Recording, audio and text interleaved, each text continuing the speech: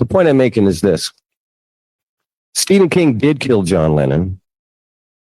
If you don't care about that, you deserve an asteroid to end you.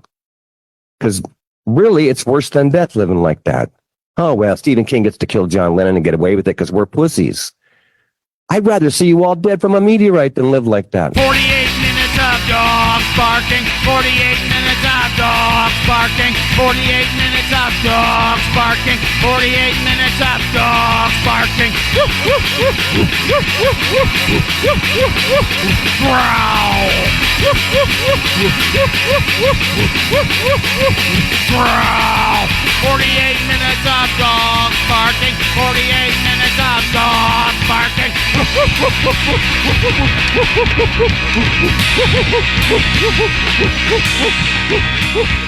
I drive through your neighborhood. Yeah. And I see all these beautiful white people with like their he's a rescue, but I think he rescued me ass dogs.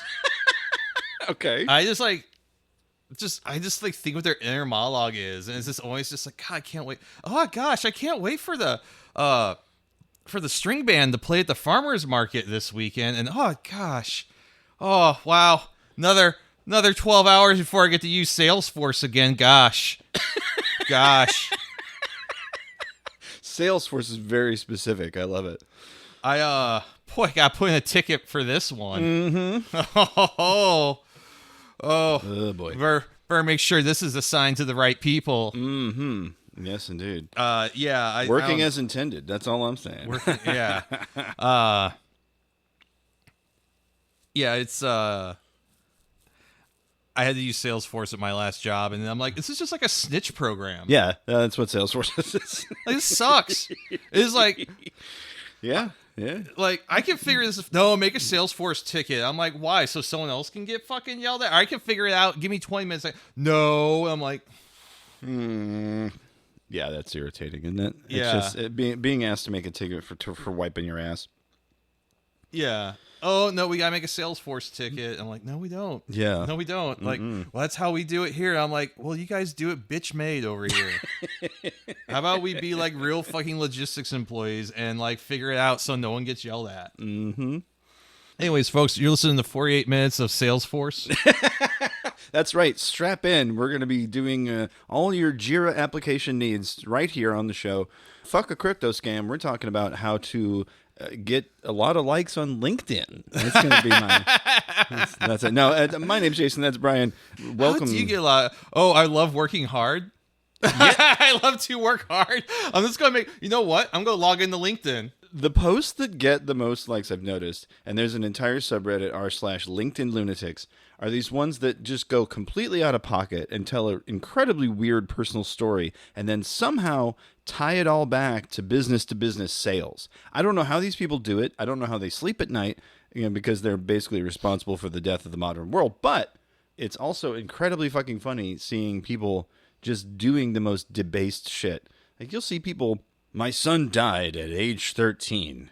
And he goes on this long sob story. And it's like, what that taught me about business sales is that you can't give up. It's like, what the fuck?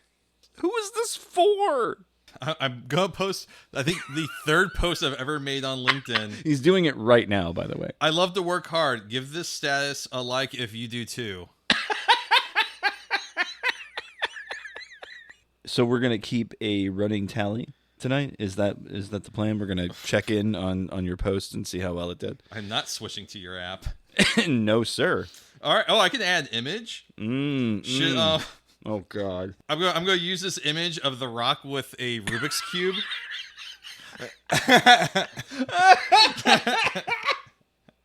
Yes, please do this. Have you seen this image? Yes, I have, because I think you showed it to me. Yeah, it's just beautiful. Well, speaking of weird, no, I got nothing. There's Christ. no way to introduce this that's not going to sound completely fucking insane. Now, I know, I have a moratorium about talking about Kanye West, but this one defies all fucking belief, and I just have to get this out there. Can I read the tweet? Oh, please do. Once it loads up here, please One do. day. Yeah, I know. All right. So Kanye posted this on April 21st, 2025. It's a shame he didn't post this on April 20th. Yeah. It would have been his favorite guy's birthday. The song is called Cousins, about my cousin that's locked up in jail for life for killing a pregnant lady a few years after I told him we wouldn't look at dirty magazines together anymore. Perhaps in my self-centered mess, I felt it was my fault that I showed him those dirty magazines when he was 6, and then we acted out what we saw. My dad had Playboy magazines, but the magazines I found in the top of my mom's closet were different. My name is Yi, and I sucked my cousin's dick till I was 14. Tweet sent. It's a little bit better if you read it like Rip Taylor. My dad had Playboy magazines, but the magazines I found in the top of my mom's closet were different. Scott Thompson as Buddy Cole. My dad had Playboy, but the magazines in my mother's, they were different. My name is Yi, and I sucked my cousin's dick till I was 14. Tweet sent. Oh, you can just read this a million ways, and none of them still make any fucking sense. For apparently, 8 years he was sucking his cousin's dick? Damn, and dude, doing the math here? You were really glazing your cousin there, huh? As a child. This is weird. Yeah, very strange. Not comfortable to think about. Yeah, I'm not liking that, like, at all. It's one of those things that it's just, what the fuck, man? Have you listened to the song? I have not. You should give the song a listen. What the fuck, dude? Yeah, the whole auto-tune I gave my cousin head. So, I remember when this got posted, I want to say it might have been Coochie Bone, Dr. Coochie Bone. Okay. But I was like, new 100 Gex song sounds weird. Yeah, right? And I have a hard time believing that this wasn't at least co-written by 100 Gex, because it has a very weird lo-fi hyper-pop vibe to it. Yeah. I don't know. I think it kind of slaps. Yeah, if it wasn't for the sucking your cousin's dick part, I would be into this song. Yeah. As a child. Yeah. Like, if it's two consenting adults, I guess you could suck your cousin's dick. But, like, y'all were, there's some trauma there. Yeah. I wonder how much of this has to do with him maybe unpacking some stuff related to, I guess, him dating a trans woman now. Yeah, yeah. I wonder if that was something that came up in that conversation. No, it wouldn't surprise me. I mean, he's been very vocal about his mental health in the past decade or so, let's say. But, the reaction online was definitely unhinged, I guess you could say. Tom Tuna is saying, not going to lie, that new Kanye song about sucking his cousin's dick is legitimately real good. And Azalea Banks quote tweeting and just going, bro, what? At Uncle Doomer, the Pope is dead and Kanye's gay. What a way to start the week. And it accompanies a shower beer. He's got an Asahi there in the shower. Not a bad shower beer, got to be honest. God damn. I mean, that's really... It's legit. Fuck, man. That's a great vacation beer. Pretty much any Japanese beer. When you want a day drink, that's when you're going fancy. Sapporo in the tall can. Oh, yeah. Yeah. I used to be like the tall boys at the Quick Trip by the house I grew up in. It's like the Special Dark or something. Mm-hmm. Oh, yeah. Sapporo Black. Yeah. Yeah.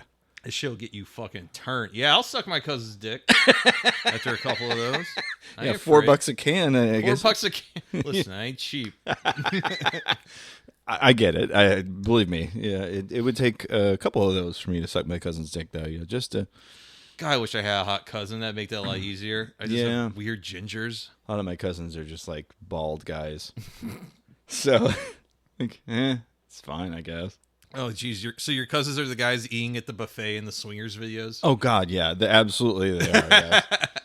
Not literally, of course, but, metaphorically, in some sort of alternate universe, they would be those guys, yeah. The shrimp cocktail is really good. Who made that? We're going to hit the links later. Yeah, just ignoring the fucking going on. Just be like, so, I hit a... Is this like buffalo chicken crab rangoon? What the fuck? It's delicious. These carnitas are really spicy. Just like real, real lamos. So I wouldn't suck their dick if they paid me. That's what I'm saying. Speaking of slurping bananas that belong to your cousin, this week the Daily Dot posted this article. The headline: Banana slurp and Cyclops vibing. We fed Google search's AI nonsense phrases, and it pretended to know them. It's Libby Weedston writing here. After noticing that Google's AI overview would give a summary to most queried searches, we started experimenting by prompting it with nonsense phrases followed by the word meaning. Though it sometimes refused to answer, it often attempted to interpret what we were trying to say, sometimes with quite a bit of confidence. And so this is where they said banana slurp, meaning. And AI overview responds, banana slurp is a slang term that is not a common saying. It could be a misinterpretation of that's bananas or they went bananas, which mean something is crazy, wild, or extremely agitated. It's also possible this term was used in a specific context or subculture and isn't widely understood. And so they also tried, can we make Cyclops vibing a thing?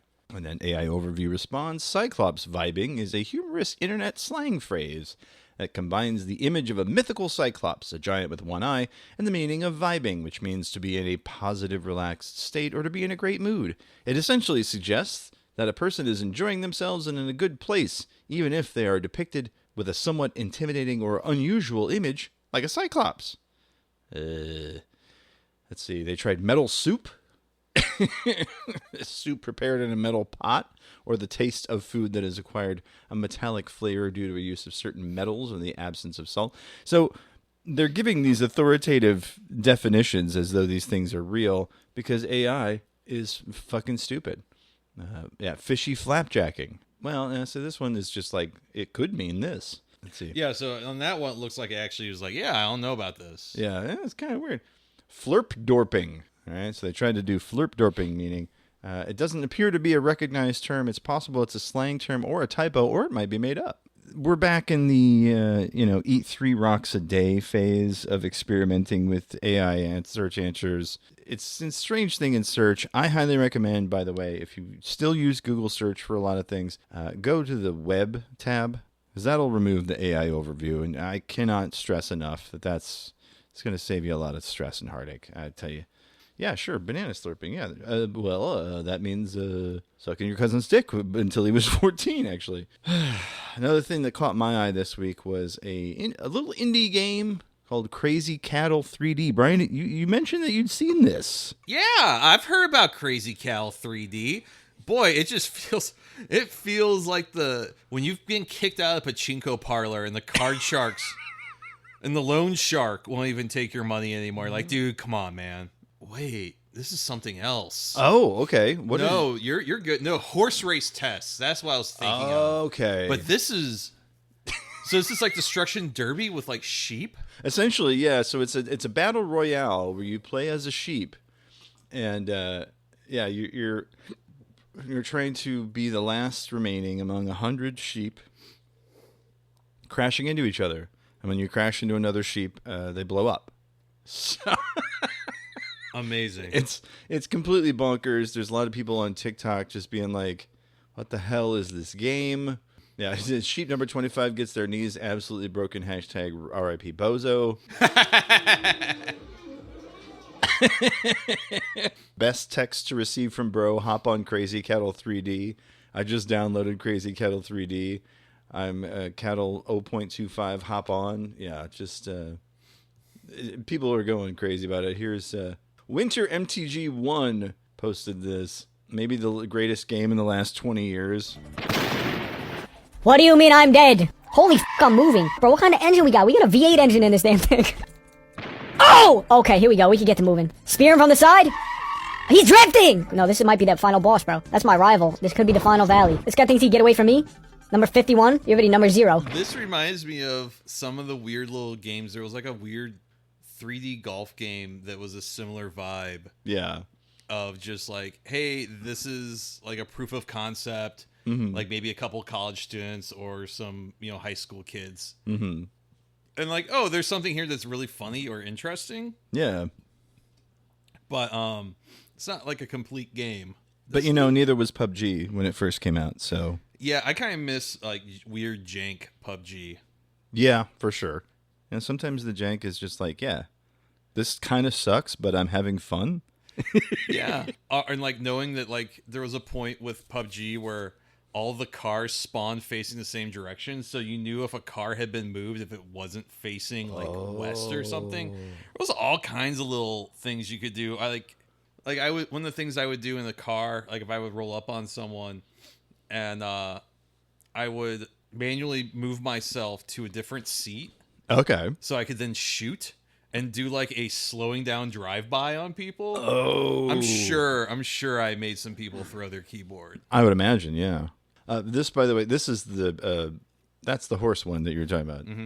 At Snakes Andrews, new prototype, he says, and it's this video of this really, really cheap-looking game. It's a green field, a bunch of horses-shaped creatures bouncing around, and whoever gets to the end, that's the winner.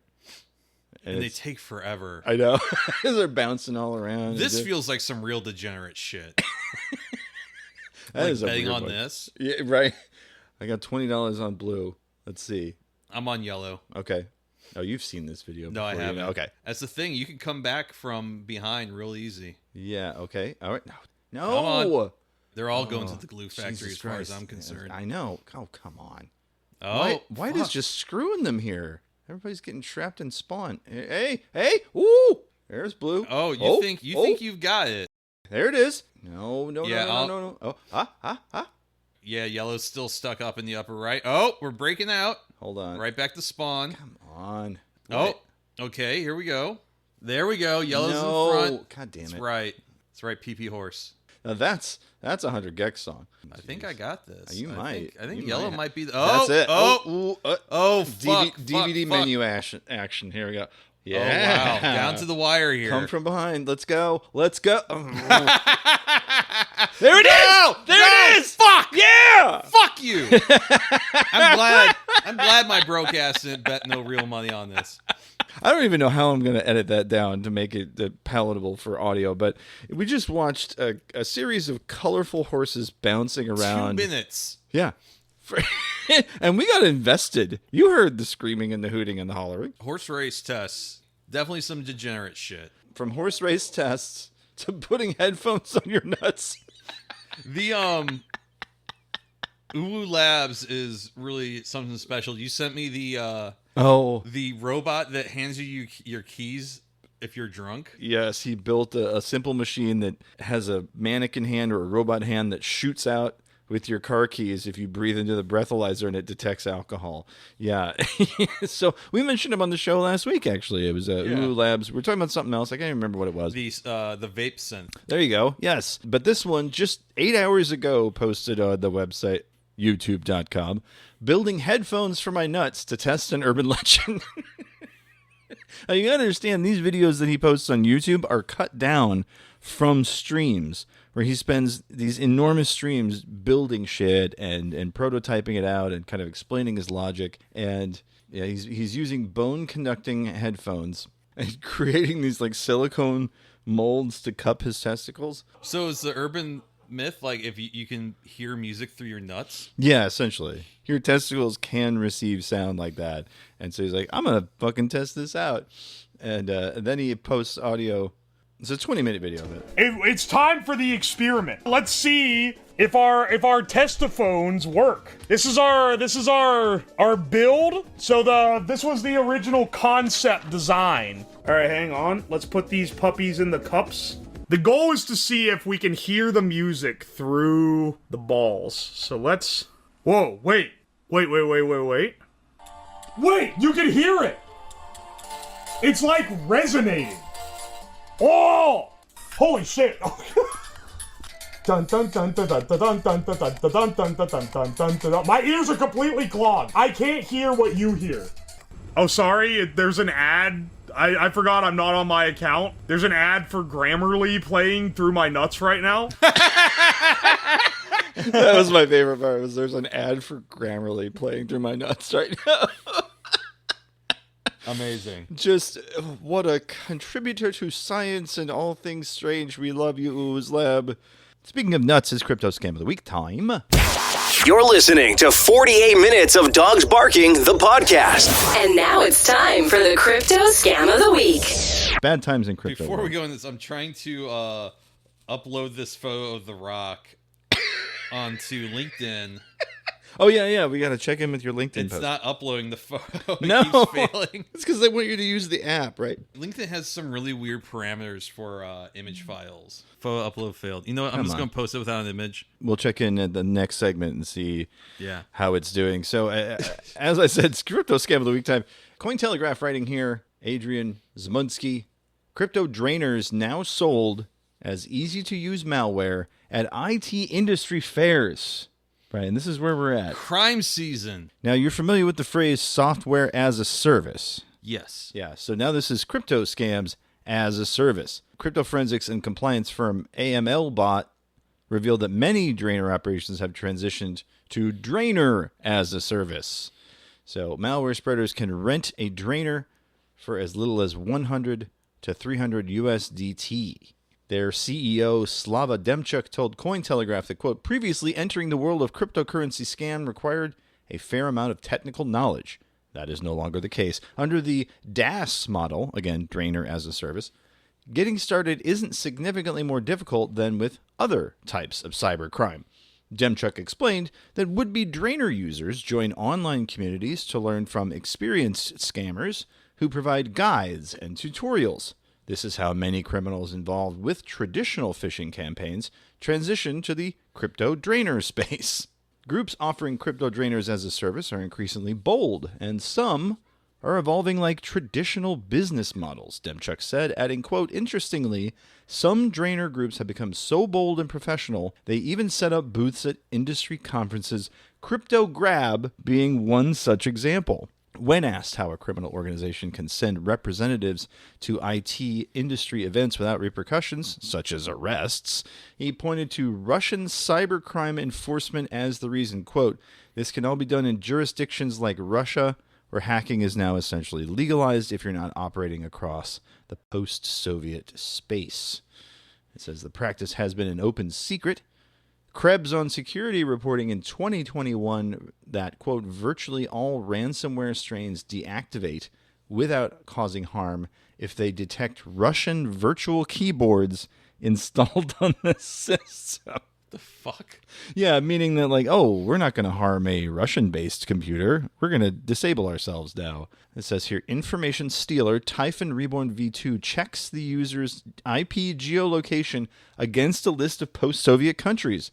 According to networking firm Cisco, if it determines that it's located in one of these countries, it deactivates. The reason is simple. Russian authorities have shown they will act if local hackers hit citizens of the post-Soviet bloc. You cannot scam your countrymen. Correct. But if you want to scam Americans or people in Portugal or something, go for it, is what they're saying. Amazing. Yeah, just it's truly something else. Scam Sniffer, it says here, reported in 2024 that drainers are responsible for $494 million in losses, a 67% increase over 2023, despite a 3.7% increase in the number of victims. Drainers are on the rise. Kaspersky reports the number of online resources dedicated to them in darknet forums rose from 55 in 2022 to 129 in 2024.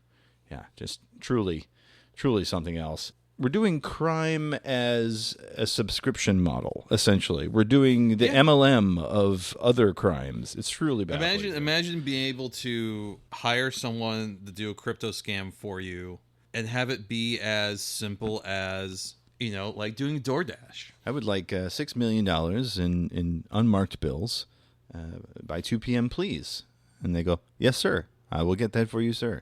Yeah, very strange. Fucking open up my fries. How dare you? Crime season. It's only getting worse, folks. The Trump admin has been rolling back a lot of regulations and so on related to crypto. It's going to get weird. Truly outrageous. But you know who else was truly outrageous? No, not Gem and the Holograms. I'm talking about Twitter user I Respect Females. Now, Brian, you brought this one to me. A real blast from the past. I brought you Teen Dad 13. Why not this? I Respect Females was a Twitter account, obviously, in the early days of Twitter.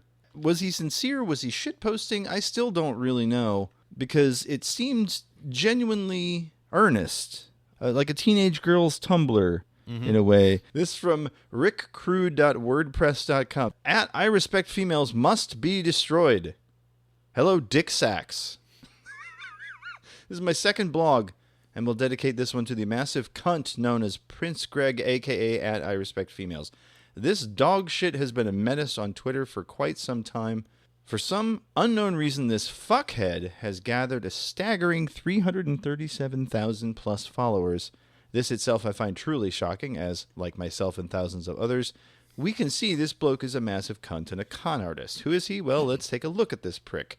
A young African-American gentleman, very slim, got a red hoodie on. He's got a little script tattoo on his one pec there. Can't even really make out what it says, but I'm just guessing it's like, the woman is the man of the mind. He's got the diamond studs in both ears. Yeah. He's got the heavily manicured or landscaped, however you want to phrase it, facial hair. Mm-hmm. It's not really showy, No. but that dude is definitely keeping it short and keeping it intentional. Yeah. One might even maybe go so far as to call him a fuckboy. It's some fuckboy shit. Okay. And yeah, so a lot of people did not care for this gentleman. This says in 2011, according to this article from The Cut, the headline on the web, respecting women is a full-time job. It says, respecting women as an eye-rolling expression of wokeness and as a satire of the same dates back to Twitter's golden age. In 2011, a Twitter user under the handle at I respect females, who tweeted earnest and grating platitudes about how women were to be treated like queens, became a minor Twitter celebrity, and of course, an object of ridicule for the burgeoning crowd of message board refugees who became known as Weird Twitter, thanks to tweets like, quote, "You're my rose," smiley face, and "I'm your sun and water in which you need to breathe and stay beautiful," and "Ladies, don't ever think you're nothing, because somewhere along the line there's a guy who thinks you're everything." Just some corny ass shit. Dog shit posts, yeah. Ripe for parody, though, and I think that's. But this is like, this is the era of Twitter where apparently Twitter had like part of one of their server farms that was entirely dedicated for all of the web traffic related to Justin Bieber's account. So it's not really beyond the pale that this got a lot of attention. Yeah, it's one of those things where you see it all the time, or you used to see it all the time, I should say, in the early days, where someone would just set up the dumbest idea ever and just post like high school yearbook shit, like Black Homer. Marijuana Simpson. Well, Marijuana Simpson at least had a joke and like there was a point to it, but like Black Homer was just like, oh, you found this text post from some teen girl's Tumblr and you reposted it as Black Homer. Like, just terrible stuff. It's all cliche and treacly and like, don't cry because it's over, smile because it happened. But it's being posted by Black Homer. You know? Oh, yeah. Yeah, at Ghetto Homer. It's still up, by the way. I just blocked every follower I wouldn't have sex with. If you can read this tweet, meet me at a Krusty's, is the bio. Man, these tweets are planning things in your head, hoping one day it happens. This time, last year, everything was so different. Without his texts, your phone feels empty. Falling in love is easy. Staying in love is a challenge. Letting go is hard. And moving on is the hardest. God. Like someone that irons their fucking denim jeans. Yeah. Yeah. A smile can hide so much pain. Like, thank you, Black Homer. Thank you, Black Homer.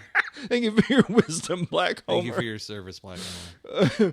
But that's the type of stuff that I respect females would post. Something tells me either he was in on the joke or he wasn't. It's so hard to tell. I feel like this dude was sincere posting. Yeah? Okay. Yeah, I wish... Because a lot of his stuff is gone. He's changed names. He's gone... I'll get to this in a minute. He's changed his name, but a lot of people still remember him. Here's another fuckboy picture of him with biting his lip. Oh, girl, what would you do if I was there right now? I'm just playing. Show me with how many fingers. I'm just playing. I'm just playing. But what if? Yeah. Also, the same guy, very likely to also DM you at 3 a.m. I really, I shouldn't be alone right now. Can you come over? Oh, God. Yeah, buddy. And so there was this whole thing about him being deaf. Do you remember this? Yes. Okay. Now, a number of videos exist of him saying, yeah, I'm deaf. Here's one of them. It's Dear Haters. I want to say something. A lot of people keep saying that I'm not deaf, and on Twitter, people keep telling me, that TwitPic, my hearing aid, and they keep saying that, they keep saying why I have headphones if I'm deaf. For one, I don't have to prove shit to nobody. It's not against the law for a deaf motherfucker to wear these headphones.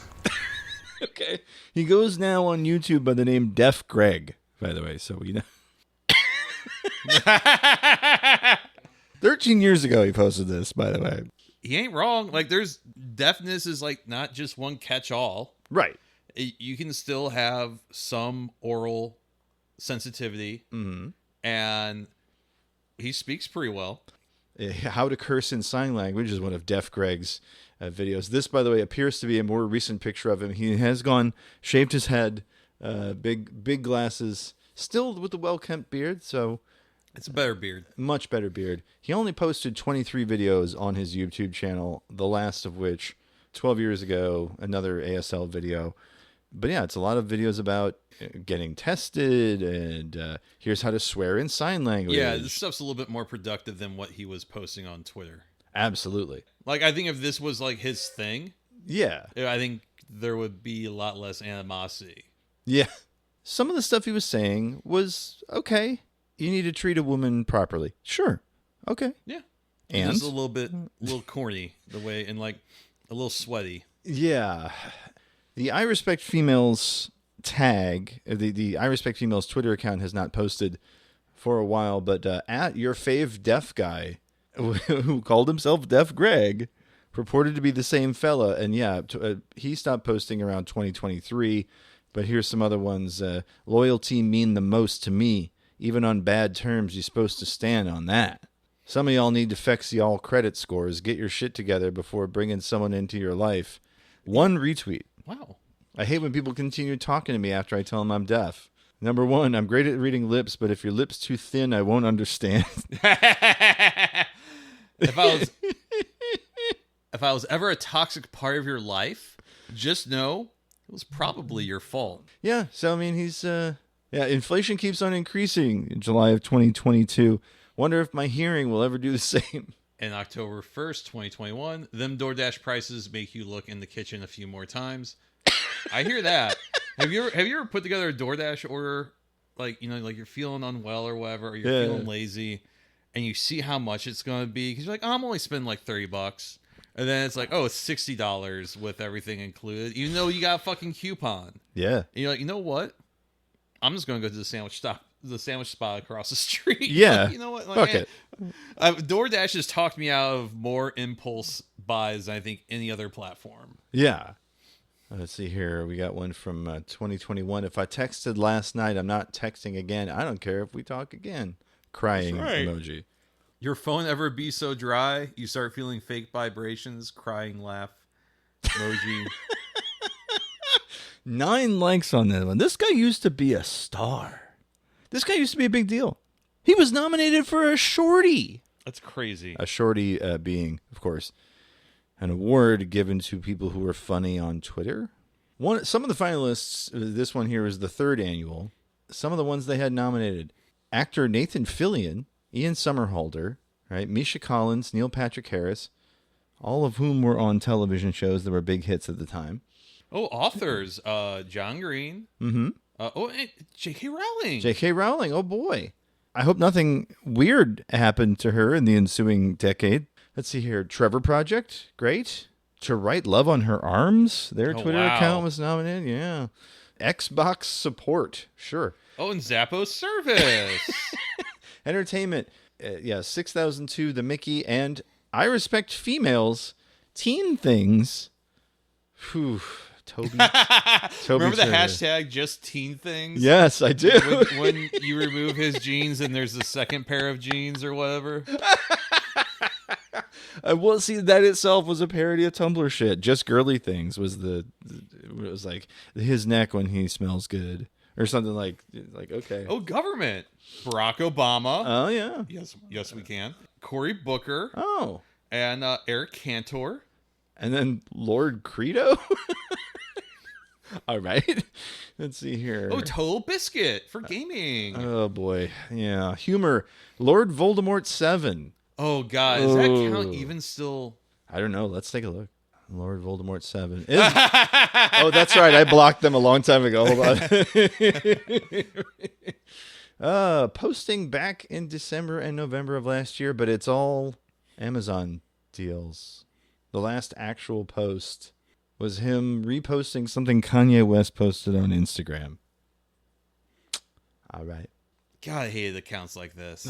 Remember the one that was like the Brienne of Snark, and it was like blaming the father for the death of its child for being eaten by a crocodile? Because the parents couldn't read the signs. Yeah, just like maybe, but you don't need to be doing that.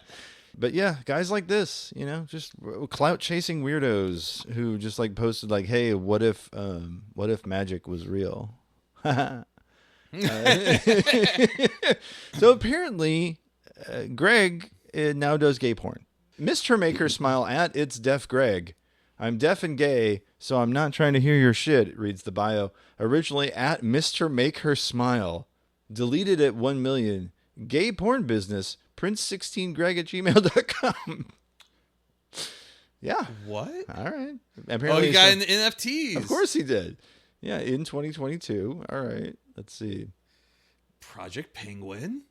Crisis Candy. You got them all. I Respect Travis OVO. All right. Oh, live on Periscope. Their only tweet. Yeah.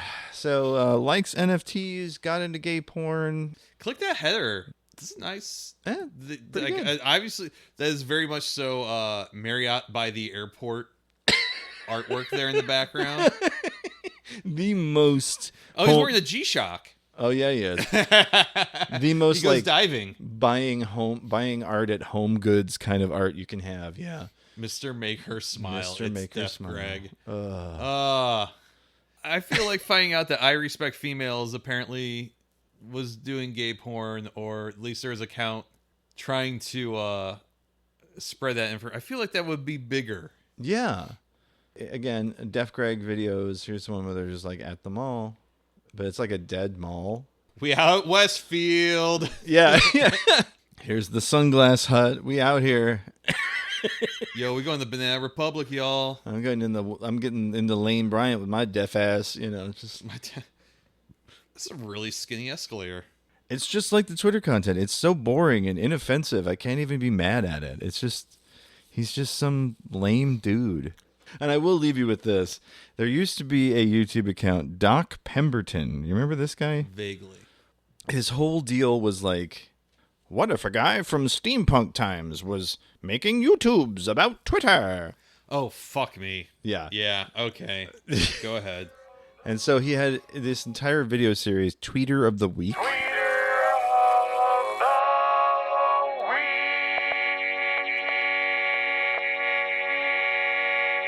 And I respect females. Hello, honorable, joyful Twitterer. This is Dr. Pemberton, inventor of Coca-Cola. Let's light this candle.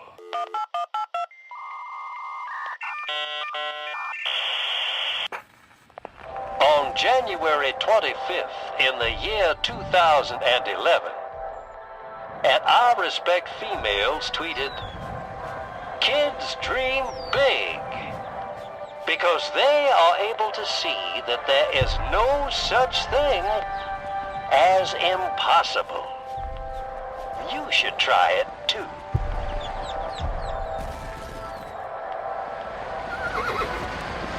Well tweeted at I Respect Females. You are my tweeter of the week. Now please follow me so I can send you stuff. A personalized plaque, a t-shirt, and an old bottle. The lamest shit you could possibly do is making a minute-long YouTube video about how I liked your tweet. Follow me so I can send you stuff. Arthur, we just need to respect females. I don't know, Dutch. We ain't so good at that these days. We helped them damn suffragettes. That was one time, Dutch. I don't think that makes us allies, Dutch. I like that Sarah Cooper chick. Yeah, just very strange times on Twitter when it was early days and there were clout chasing weirdos. He wasn't even that weird. It was just a deaf guy who was like A little cringe. yeah, just like, hey, kids are special. Yeah. What if I like did this to your pussy? Would that be crazy? Would that be weird? What if I was there right now? Wasn't there right now? I'm just playing. But really, what I'd love if I to, was- if I weren't deaf, I'd love to hear the sound of it. You gotta put your legs against my ears so I can hear it. Yeah, just terrible. Sounds like an electric toothbrush. Heyo. I like how a Jory Greep music video is in the suggested for this, which feels not subtle. Especially considering the song is Holy Holy. Yeah, Yeah. just wonderful. The fact that you had to release a video, dear haters, well, Brian, I respect females. I don't know about you. You know what I respect more than females is gross pics and videos. Well, you know what? I just so happen to have one. It's shock.jpg, baby. And now, the moment you've all been waiting for. Shock.jpg.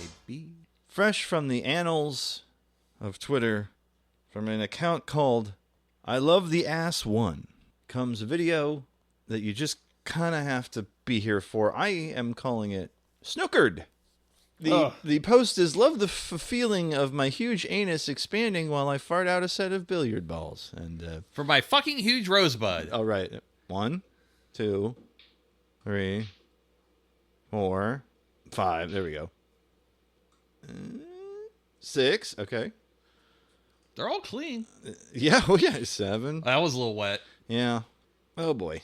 That one's gonna come with a prize. There we go. Oh, wow. Yeah. It's like a. Is there more? Yeah. Oh, God. Yeah. Oh, God. Oh, God. It's like from an alien. Oh, no. He's got to get his finger in there. He gets his whole hand in there. Oh. It's like he's trying to get something out of a dog's mouth. What you got? Yeah. What do you got in there?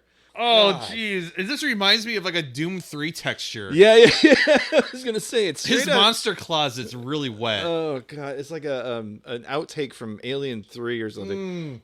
Oh, and the sound. I forgot that this goes on for so long.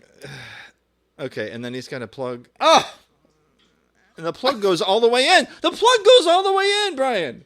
Flared base and all. And then he puts a second plug in. I feel unwell. And then he's jacking it. Yeah. All right. Butt plug in the corner pocket, I suppose. Yeah, so it's 2 minutes longer. He's just That's unsettling. the original one I had. I told you about this because 4chan is down. I had to kind of look for alternates. The original one I had was ass related, but it was much funnier because it was tiny basketballs and they were shooting out much faster. Let's put it that way. I called it March Madness. I thought it was really funny. It's just like I cringe for what could have been. But yeah, that's our shock.jpg. Yeah, it's just people doing things in their assholes is fine up to a point. Up until it starts to look like, Francis Bacon painting, and then I'm out. Or it starts just like, oh, wow, apple pie. Cool. Yeah, the rosebud. Don't care for that. Not a big fan. Not a big fan of the rosebud. No. Especially when he had to go fishing. He's going fishing in there. Whole hand. Up to the, Up to the wrist. I'm trying to figure out how he can leave with all those gold bars. Oh, that Fallout expansion? Yeah. Yeah, dead money, right? That's what it's called. Yeah, so, he's going to win dead money very easily. He's just going to be stumbling around with them. No, I don't have any gold bars. Sometimes the ass stuff is funny if it doesn't go on for 2 fucking minutes and involve him spelunking in there. The whole like he's trying to find something in the bottom of his mom's purse. God Not damn it! looking. I know there was Tic Tacs in there. He's not looking either. He's going by feel. Bobby pin, hair pin, God, what would you give to smell that hand? I would give stuff to not smell that hand. I'd be like, no, I'm good, man. Here's $20. Go away. You think it smells like Easter ham? I think a little sweaty, a little sweet. Yeah, because I mean, those balls were coming out clean, so he's got to be well kept in that area. And if you're doing butt stuff, you should be, just for your own safety. Yeah, I mean, he probably smelled like Astroglide or whatever he was using for a little bit of lubricant. That's just a lot. And it starts to get scary when you're like, there's more. Yeah. There's more, and it's going to Oh, and wait, there's more! One more thing. Yeah, it's just one more thing. Steve Jobs gapes in front of everyone. It's a new iPod. Yeah, just it holds 5,000 songs. Yeah, it smells great. So that was snookered, because snooker is a type of billiards, and they were billiard balls up his ass. Yeah, fine. That's fine. Oh, it's breath mint time, Brian. It's time for your mom's favorite part of the show. It's time for the breath mint. What do you got? Life is strange and wild. Yeah. I think me and you might be of different opinions on a certain bit of media that was premiered last weekend. Ah, yes. The Rehearsal season 2. Yeah, I don't know. I haven't watched that yet. I just I need some time to feel uncomfortable. Yeah, I haven't had that lately. Yeah. Let me get settled in here before I watch that. No, you're referring, of course, to The Last of Us season 2, episode 2, which features the big spoiler that all the game players have been trying to kind of ease their spouses into for the past several years since the first season came out. Yeah. Yeah. I enjoyed it. I understood the differences it had to make from the source material, and I think some of the choices were better, some were worse. I did like seeing the defense of Jackson. That was interesting to me. Having their kind of own Battle of the Bastards. Yeah, simultaneously. I think that was very well done, and I think the guy who plays Tommy, I think, is really melting into that role. For sure. I appreciate there's a lot of people who take what the actors that were used for the video game have done and played off that while still being honest to that original characterization. Mm-hmm. But he's just, oh yeah, it's Tommy. Mm-hmm. It's kind of fucking unreal. Pedro Pascal's Joel kind of fades in and out a little bit and still does a bang up job, but you look at the screen and that's Tommy. It's fucking Tommy. Yeah. The sense of humor, the pensiveness, reluctance. Yes. But also knowing that people depend on him. With very little dialogue to back that up. And so it's really acting as reacting, right? So he's doing the hard work. It's easy to remember your lines, right? Yeah. But it's harder to make them mean something. And especially when you don't have a thing to say to make you feel like you're actually part of the scene. And there's guys who do it well and there's guys who don't. And I think the guy who plays Tommy he's keying up on something. And since we know how the story goes, it's keeping very much to a lot of the same beats as the second game. I am intrigued for when he has a few of these big showdown moments about how that's going to go. Well, there are some theories that because Tommy was back at Jackson and not there for the death, that maybe he won't go to Seattle. Oh, interesting. Or he might have a smaller role. I am, as far as the Salt Lake crew goes, I'm not really sold on the Manny. Yeah, relatively compared to some of the other Salt Lake folks who are now Seattle folks in the WLF, I feel like it could just be little screen time. We saw him for all of 5 minutes? Yeah, and I think the actress that got to play Mel is I think she's dialed in. I like their Dina. Their Dina's excellent. I think she's almost too pretty to be Dina. Fair. Yeah.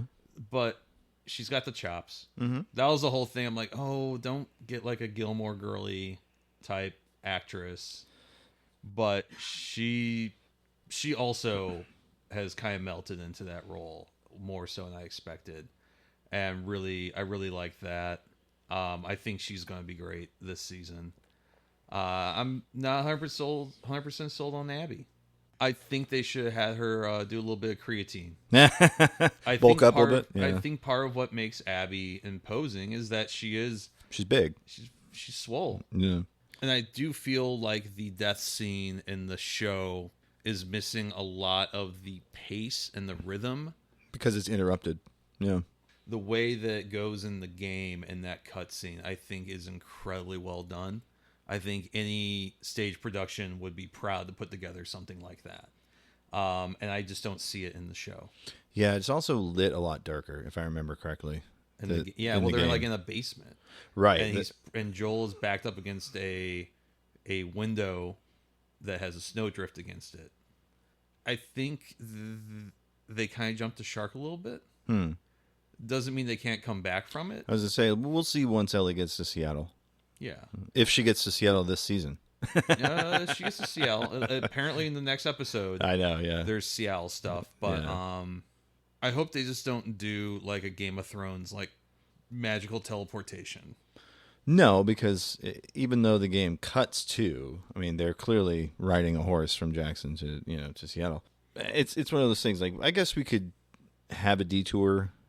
Narratively, it's fine if they go from Jackson to Seattle, but if it just feels like, okay, we're going to Seattle, and all of a sudden that's the next scene, like if there's not a build up to that change in locale. Yeah, I mean, the game did it. Yeah. And that's when I was like, oh, I guess we're in and Seattle also, now. the young man they got to play, Jesse. Yeah. Also feels right. Yeah, I'm definitely liking him. Even like minor roles like Seth. I think that's the same guy from the game. Oh, is it? Okay, I was going to say. so. Well, okay, perfect then. And no notes. Yeah. The woman playing Diana is also, a little different than the game, but still, I think what makes Jackson interesting is there's a little bit of reluctance in a lot of characters, but they all know, like, I have to fucking do this because people rely on me. Like, it's such a different thing than modern life. You can just kind of tell people eat shit, and it's like, well, you may feel that way, but like, you might need that person. They might be the only person that's like electrician. You kind of have to try and make nice on some level because we're all in this together, regardless if we like it or not. And I think that taking the pace as slow as they did in the first episode, building up Jackson as a place worth defending, that's great. I'm glad they still got Ace Hardware. Listen, it's the end of the world, but listen, we still got an Ace Hardware. Just the sign. I'm pretty sure it's just the sign. I want to believe it's canon. Yeah, it's the last Ace Hardware in the world ever. Yeah, I'm glad you also noticed that. I did, and I was like, well, that's odd, but okay, whatever. It's sure, why not? The one that people on Twitter, of course, had a hard time with was the fact that Joel is in therapy, but. How else would you get Catherine O'Hara's character in there? And she comes in and disappears because we don't see her in the battle for Jackson, and I'm pretty sure we're not going to see her after. So yeah, I don't think so either. We just need to get that a little bit of that exposition. Yeah, like what I mean, it would make sense that therapy would be a valued thing in this world, particularly for people that are of the quote unquote warrior class. Well, see, what's funny though is that in the game the conversation is very similar, but he has it with Tommy. So like, use who you have. What do you mean? You've got a perfect Tommy right here. What are you doing? I love Catherine O'Hara. I will defend her being in anything, but you've got Tommy. I don't know. It's weird. There was a strange choice, and of course, all the manosphere guys are like, strong warrior Joel would never go to therapy. I don't Motherfucker know. was an electrician. His brother was the one who was the soldier, you asshole. Sorry, well, he was a contractor. Right, but I'm saying is like... But yeah... he wasn't a killer until after. Like, oh, he's a hardened warrior. He's an asshole who hates everyone, and he's okay with killing because life doesn't matter to him, and that changes when he meets Ellie. That's the whole fucking point, you shithead. It's like when a game developer has a child. Well, yeah, actually. Yeah, I again, I'm waiting for episodes 3 and see where things go, but Right. I'm not. Well, I mean, the news that there's a 3rd season makes me go, okay, we might not get through Seattle in its entirety. I wonder what would be like the ending point. Would it be the aquarium? All the promo images have the red and the smoke, which makes me think that's going to be the basement of the hospital. Oh yeah. So, and the young woman that got to play Nora, I think that might actually be the same. It probably is. Yeah. She's great. Like, just has a great energy on screen, and her lines, like, oh okay, like I'm like, man, Manny was one of my favorite side characters. So it's like the feel that, like, oh, maybe they got a guy who doesn't have the same swagger. That's the problem with doing an adaptation of something in a different medium, right? That people have a real personal connection to, be it a video game or a book. So, I still think the production values are great. Makeup's looking good. Like, there's a lot of stuff to like. I just felt like, man, there had to be a better way to do this death scene. Yeah. And I think they kind of just went with whatever was had the least friction for everything, all the other moving parts in the plot and the story. And I get that. I just wish there was something better. Yeah. I mean, that's fair. So I guess we're going to find out next week. I guess we'll just have to set our TiVos and watch it. I guess so. Just like the Gemstones, we're going to have to see what crazy antics those kids get up to next week. But I did mention the rehearsal, and I did watch season 2, episode 1 of the rehearsal. And the rehearsal season 1, for those of you not familiar, Nathan Fielder, formerly of the show Nathan For You, and he also did that Showtime thing, The Curse, where he plays a complete asshole. He's playing himself again in this farcical, whimsical idea where he's going to, do all these practice runs for real life scenarios. And going so far as like build a 1-to-1 replica of this bar so this guy can practice asking a girl out.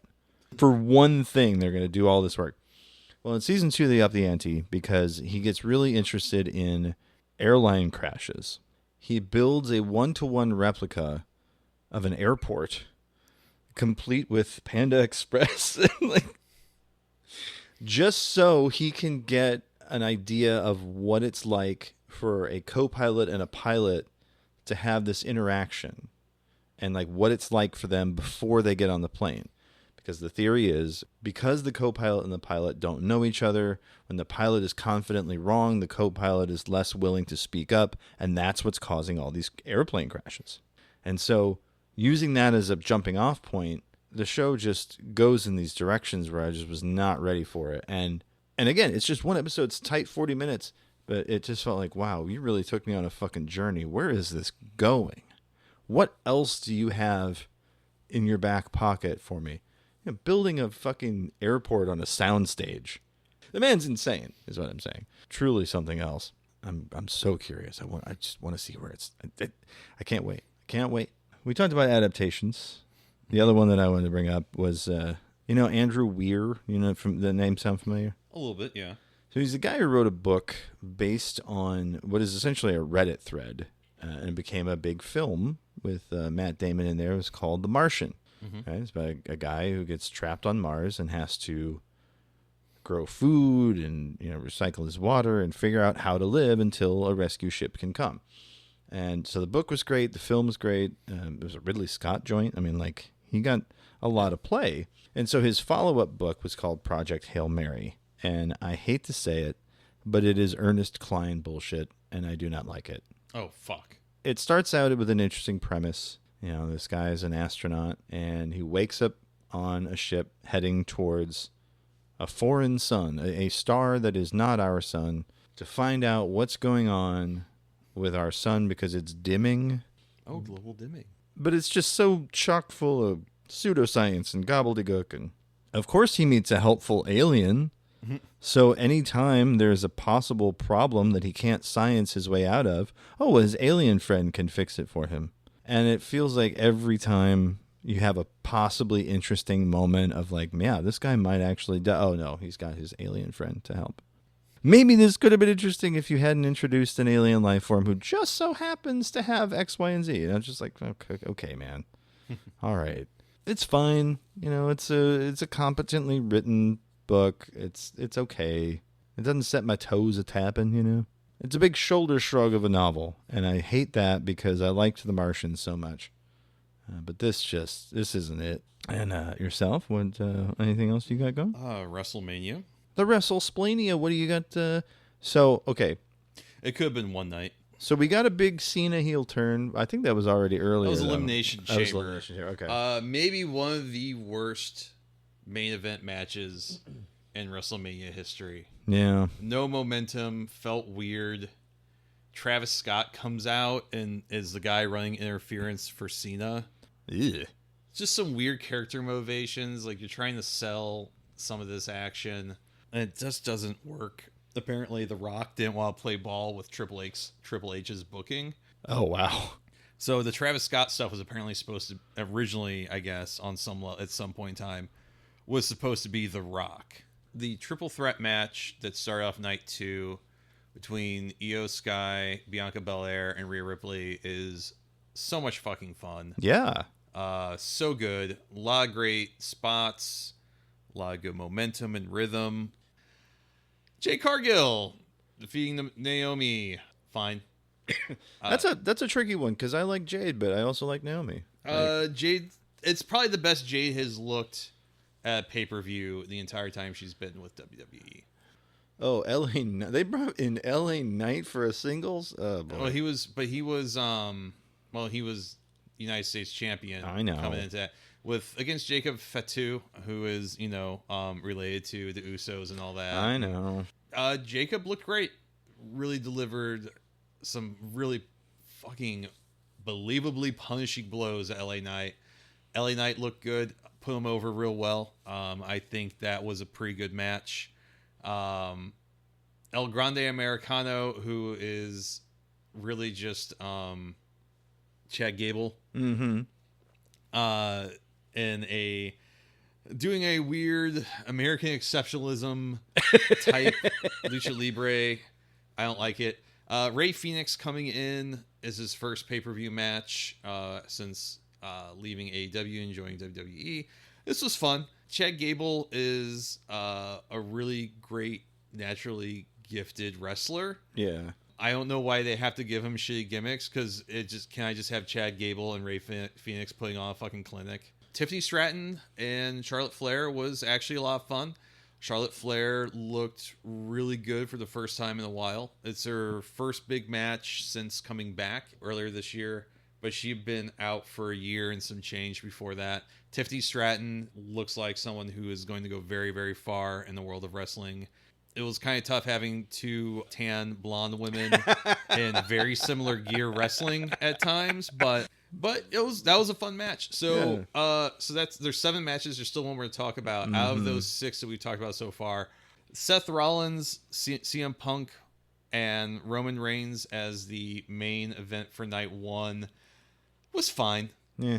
There was some good storytelling there. CM Punk finally getting to main event WrestleMania.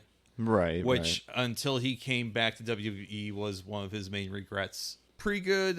Some pretty good storytelling here. Paul Heyman being a man behind the scenes. Because now there's the Bloodline, and then like the original Bloodline or whatever. I don't know. The Too new much. Bloodline. Yeah, It's too much going on. yeah. Too many Samoan dudes with good hair. Not enough Sami Zayn. Not enough Sami Zayn. Yes. Ho's mad. I'm Hose and I'm mad, okay? Yes. Not a big Seth Rollins guy. Seth Rollins put on a great match. Yeah. I think far as storytelling, this went to an interesting conclusion.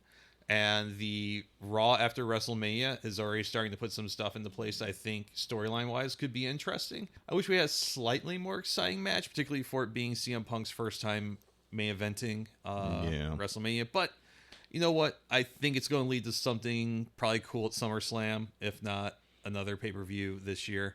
Night 2. Yeah, this first one kills me.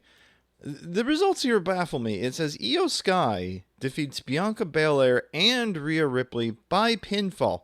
You gotta be kidding me with this. From what I've seen of Bianca Belair and Rhea Ripley, as much as I love Io, I still feel like, okay, sure, I guess. That was a hell of a way to start out the match, or to start out the night. The next match, Drew McIntyre and Damian Priest in a Sin City street fight. You got two big dudes, one of them who's kind of slow and has a limited moveset, another big guy who's a little bit quicker, who doesn't do good with slower opponents as far as putting on a good match. This is fun. Some cool shit. I think Drew McIntyre actually got a little gnarly with it. I always feel like he plays a little safe, except for his signature move, the Claymore, which never fails to look like an absolutely painful and annoying move to take. The third match of the evening, Dominic Mysterio with Braun Breaker, Finn Balor, and Penta, was super fucking fun. Okay. Another thing where everyone got to look great. Dominic Mysterio betraying his Judgment Day cohort, Finn Balor. Super good. Yeah. Some really great storytelling there. Penta looking great. I hope him and Rey Fenix his brother get to tag team together and kind of reform the Lucha Brothers, because they have put on some of my favorite tag team matches in the last couple of years.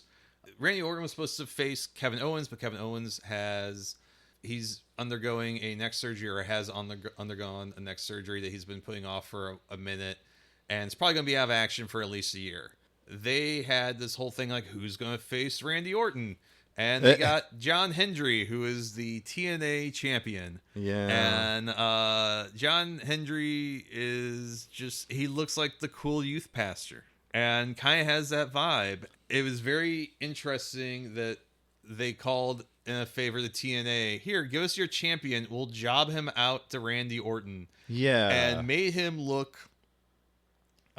made Randy Orton look really great. John Hendry got to not really do much other than like his little gimmicks, and then he got pinned after like 2 RKOs. Yeah. Logan Paul and AJ Styles. Yeah, looks like, aside from the title card, that was the longest match of the night, this says. Yeah, it's fun. I hate that Logan Paul is so good at this. Yeah. And AJ Styles is quite the veteran at this point. And there's a rumor this will probably be his last year, if not his second to last year. He's been doing this shit since the early 90s. Damn. He still looks great. AJ is a guy that can really put on a match with just about anyone of any style. So it looked good. And there was some good rhythm, some good tension, some good storytelling. Again, I hate that Logan Paul is good at this, because I would love him to do a Prospector AE on himself. And the 6th match of the night, Lyra Valkyria was going up against Liv Morgan and Raquel Rodriguez, who were the women's tag team champions. And no one knew who her partner was going to be. Spoil, it was Becky Lynch. Hell yeah. I love Becky Lynch. It was a fun match. It was a fun tag team match. Lyra Valkyria and Becky looked great together. Liv and Raquel did everything they needed to do to make that match look good as well. Not bad. It wasn't even 10 minutes long. I felt like per minute, probably your best bang for your buck outside of Io and Bianca and Rhea opening up the evening.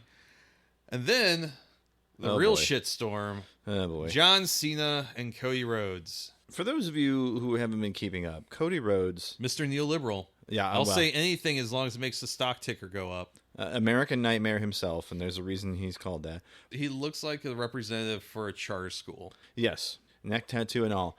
But, his whole deal was like, he's Dusty Rhodes' kid, and he was denied his legacy, and he finally got it at the last WrestleMania, and then they're like, nope, actually John Cena's going to beat you.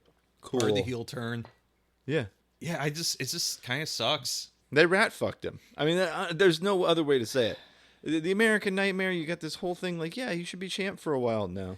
I think the last person that had the narrative going into a WrestleMania, as far as like the champion and the championship belt, the big belt, switching hands, was Kofi Kingston, Daniel Bryan, maybe, I think. Oh, wow. Yeah. Daniel Bryan had an amazing run as the Universal Champion, as the Plants Champion, I believe. Yeah. Where he had like the hemp and renew, like, oh god, that is the one WWE belt I want. And I wish I had someone of money and means at that time, because I totally would have spent like $400 on one. Absolutely, no questions asked. Hung that shit in my bedroom. I'm looking at while I'm fucking. I'm pointing like the dude from American Psycho. But I'm the champ, baby. I'm the champ. I'm wearing it. Anyways, using it as a cum rag. Anyways, yeah. The hemp, it's natural. It's natural. It's from the earth, baby. It's from the earth, baby. But Kofi, was the first African American to have won that championship in a long, long time, because Vince McMahon might be racist. So Kofi, it was Kofi Mania, the New Day. It was fucking cool, even though it ended probably one of my favorite runs in contemporary WWE. Bryan Danielson's last good run before he went over to AEW. It's so fucking good. It's fucking, he's buying the fucking stadium food and talking shit on it. In real life, he is a vegan. Yeah. He's like a pretty lefty kind of guy as far as wrestlers go. And he's just kind of like, and talking shit to Vince McMahon. Because Vince McMahon had a thing like, just go, I don't care what you say, just make me money. Okay. And so there were times where Paul Heyman and people like Daniel Bryan and other people, they would get that A-OK, and they would legitimately air some grievances. Yeah. Call him out to his face, and that's great. Oh, you made me some money. Yeah. He's, as long as it gets the eyeballs. Crease his palm with silver, and you can say whatever you want. Exactly. Yeah. It's a well-known thing for him. SmackDown, not long after that, like a month or two later, was moving to Fox on Friday nights. They wanted to have a big show for that. So they bring out Braun Strowman. Oh, God. And Braun Strowman, basically, Kofi jobbed to him. And Kofi, this big thing that everyone felt great about is just gone. Oh, cool. They put it back on Braun. Yeah, a big Cool. shrug. Yeah, cool. Because you don't hear about that. You don't hear about that, like, at all. Like, it was Well, a you big only deal. hear about it as in, like, it's a screw job almost. Oh, it absolutely was, if you ask me. But that's a whole nother, But so, yeah, you put it back on the guy that's had like a dozen times, who's a part-timer, who has to have Paul Heyman speak for him because he's not a good talker. And he sounds just like a guy Can't cut from a promo to save his life. He has a really great line in the did you mean to say that wrestling promo video that goes around where it's it kind of sounds a little fruity. Kind of sounds like you want to fuck a guy there. Not good on the mic, and you need to be good on the mic. That's kind of the deal. I feel like bringing John Cena, again, a part-timer, in to dust off Cody Rhodes after him having the belt for a year is a bigger screw job than anything else. After all the fucking shit that McMahon and Triple H have put the Rhodes family through. I'm sorry, I meant to say Brock Lesnar. Braun Strowman also is a boring guy to put a belt on, but no one is more boring than Brock Lesnar. Lots of stories about people having to do matches with him and being like, hey, I got this idea. And he's like, nah, I'm just going to hit you with the F5 a lot. You can call a couple small spots, but we're getting this done in less than 10 minutes. The match where Bryan Danielson, or Daniel Bryan, however you want to put it, took the belt off Brock Lesnar was probably one of the few Brock Lesnar matches I actually like. Few and far between. Absolutely. Yeah. I can't say I ever enjoyed him at all. But again, I didn't watch it as much. When he almost decapitated himself with a shooting star press, that was pretty cool. I didn't see that until much later, so neat. But yeah, Cena, he's energetic. He's got a little. The thing is, he's really slow now. Yeah. Not that he was ever a super fast guy in the ring. No. But he's having a hard time. He's older. Selling. Yeah. And Cody, really, to his credit, is a guy that will do anything for the business. Oh, yeah. I mean, his years as fucking Stardust. Yeah. Everything he's done in his career, as much as like I shit talk on him, like he is a guy that seems like he will do anything to push something forward. Yeah, he will eat shit on the mat if it means I don't know, if he can get. He'll do a lot for the business, and he's not just in it for himself. He'll do a lot to get a pop. I mean, the dude will. Yeah, he got a fucking neck tattoo that we all make fun of him for. And you know what? He's in Negro hero Cody Rhodes. He's got melanin in his soul. Have you seen that? I have, and it's ridiculous. It's like, oh, why? Why did we? Okay, sure. Right. Okay. Yeah. Okay. Yeah. Sure. Cody Rhodes. And it's all from like an interview where he was talking about having a biracial child and having to be learning how to braid hair and all that, and which is a thing that a lot of fathers of biracial children have to learn some cross-cultural stuff. And I know, but the cringe my lips are peeling back from my teeth by instinct. yeah, but it's just funny. People kind of went with it, and apparently Cody thinks it's funny. The faux shops of him like being on the bus with Rosa Parks and like. I'm your American Nightmare. He's standing there with Malcolm X. Yeah, I've seen him. I've seen some good ones. So good. I can see this match happening in my mind. I don't even have to watch it because I know it's, again, good performers. They both, but it feels like such a letdown from Cody beating Roman Reigns, or there's a guy named Super Eye Patch Wolf who did a great breakdown of the Finish the Storyline that ended with Cody Rhodes taking the belt. And I was like, cool, I cannot wait for WrestleMania 41. Who's going to, and then I heard it was Cena, and I was like, oh, this has been decided. Well, I mean, I hate to say it, the match where Cody got the belt last year wasn't also that great. See, I thought it was, but I think a lot of that had to do with the fact that it was more story than it was the technical part. It was more about what it meant for the Rhodes family and that kind of thing. I mean, I was kind of like half watching. I think I was cleaning my apartment at the time well, I'm like, oh, okay, there's just a lot of, oh, cool, the Undertaker's here. Yeah. Maybe didn't need to be there. It felt like they were kind of going through the WrestleMania moment, like ad lib. the best of compilation. Like, what can we do? Yeah. A shitty match to end what was, I think night 2 was better than night 1. So that's the thing. Dominic Mysterio looking better every time. He was real fucking shaky when he debuted during the pandemic, the Videodrome, or whatever the fuck they called it, the video wall era. Yeah. Looking way better than that. There's a couple of WrestleManias where I'm like, man, good thing we got pizza. We rescued the night by having pizza, yeah. But yeah, man, you wanna call it? Yeah, I think I'm about to do the pinfall on this show. It's about that time where we 1, 2 out of 2. also forgot.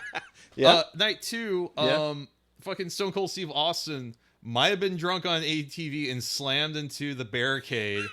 Might have injured the woman. Oh no! And then checks on her, hops into the stage, reads off the attendance for the evening, and then gives himself a beer shower with like maybe a dozen Steve Weisers, just like his rattlesnake beer or whatever. He's just like pouring them over his mouth and his head, and it's just a nasty mess. And like Nick Khan, who's like the CEO of the company, like apparently came over and was like talking with the lady, and like just this is all fucking shit show in the middle of this thing. All just happening in the background? All of this just so Steve Austin can come to the ring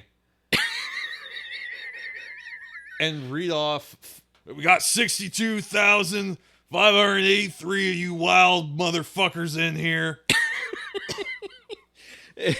I will say that seeing him on TikTok where he's talking about all the animals that he raises is probably my favorite thing. Yeah, it's the barn cat. Poncho the barn cat. But yeah, like all the different stuff he's been doing on his farm. To me, that's like, okay, this is the Steve Austin that I want to know. This is the guy that's kind of like, yeah, he's a big dude, but he's got a heart of gold. Where was this? Could we not have put this in the character at all? I don't know. He's just a guy. He just like wants to like have his he just wants to have his like all men. Yeah. He just wants to have his podcast. Yeah. The Broken Skull Sessions. That's right. I've heard that it's hard to get him off the farm. I think they got him to do that because he was in town for the Hall of Fame. They inducted a couple people, most notably Lex Luger, who stood up.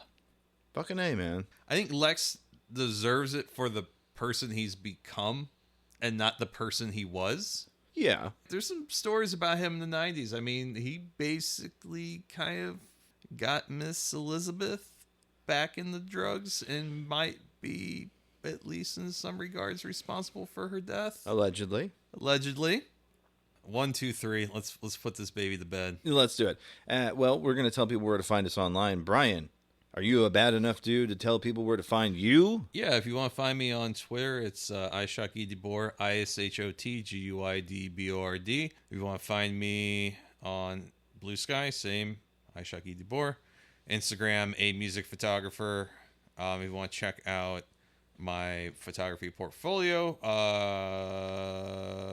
be over at assholemusicphotographer.com. Mm-hmm. And if you want to check out the last and only good music website left in St. Louis, you can head over to theartsstl.com. Some good stuff over there. Jason. Yes.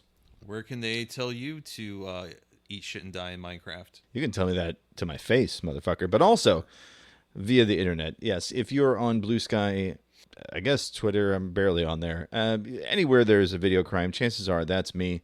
VIDEOCRIME. Letterboxd.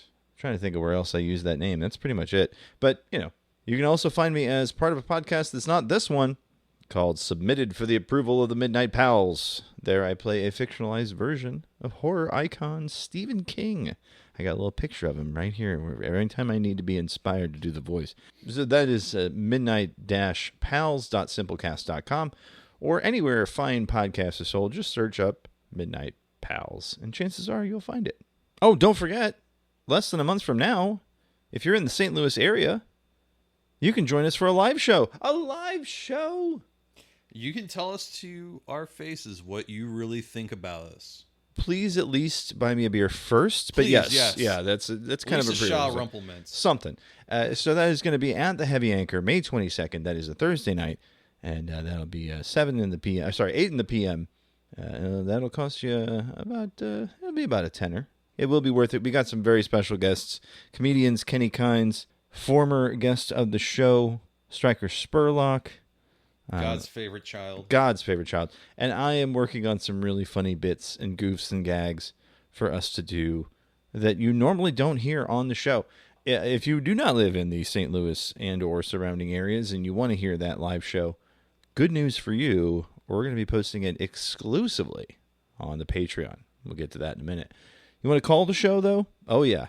Give us a call, 314-246-9766. That's 314 AHOY POO. If you'd like to spell with your telephone. This week, I'm going to issue you a challenge, folks. Who is your favorite wrestler and why? Leave us a voicemail. Shoot us a text. Whatever it is that you want to do via that phone number, please do it.